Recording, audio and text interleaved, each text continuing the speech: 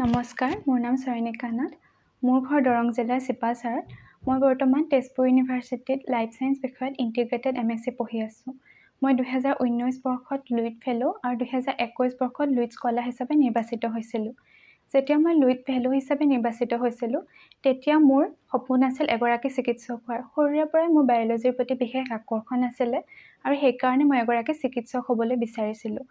মই প্ৰথমবাৰ NEET exam দিছিলোঁ আৰু প্ৰথম এটেম্পটত মই সফলতা লাভ কৰিব পৰা নাছিলোঁ, যাৰ কাৰণে মই মোৰ প্লেন বি অপশ্যনটো চুজ কৰিলোঁ আৰু সেইটো হৈছে তেজপুৰ ইউনিভাৰ্চিটিত লাইফ ছায়েন্স বিষয়ত ইণ্টিগ্ৰেটেড MSc কোৰ্চ কৰা। এতিয়া মই জনাবলৈ বিচাৰিছোঁ মইনো কিয় তেজপুৰ ইউনিভাৰ্চিটিতে এই কোৰ্চটো কৰিবলৈ বিচাৰিছিলোঁ।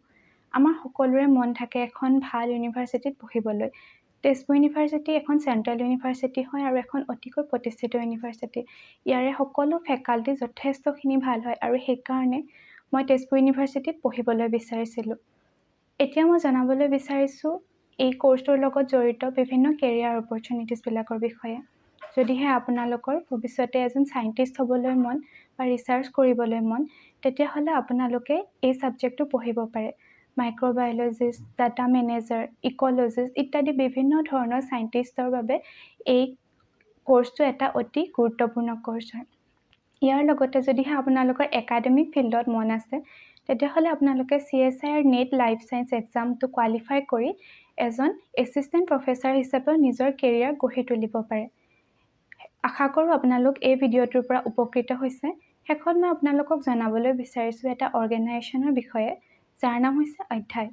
অধ্যায়ৰ মূলতে তিনিটা আঁচনি আছে: লুইট ফেলো, লুইট স্কলাৰ আৰু দিশা। এই তিনিটা আঁচনিৰ জৰিয়তে অধ্যায়ে অসমৰ বিভিন্ন প্ৰান্তৰ আৰ্থিকভাৱে দুৰ্বল কিন্তু মেধাৱী ছাত্ৰ ছাত্ৰীসকলক শৈক্ষিক দিশত আগুৱাই যোৱাত বিশেষভাৱে সহায় কৰি আহিছে। আপোনালোকে যদি আৰু বিতংকৈ জানিবলৈ বিচাৰে, তেতিয়াহ'লে আপোনালোকে অধ্যায়ৰ অফিচিয়েল ৱেবছাইটটো ভিজিট কৰিব পাৰে।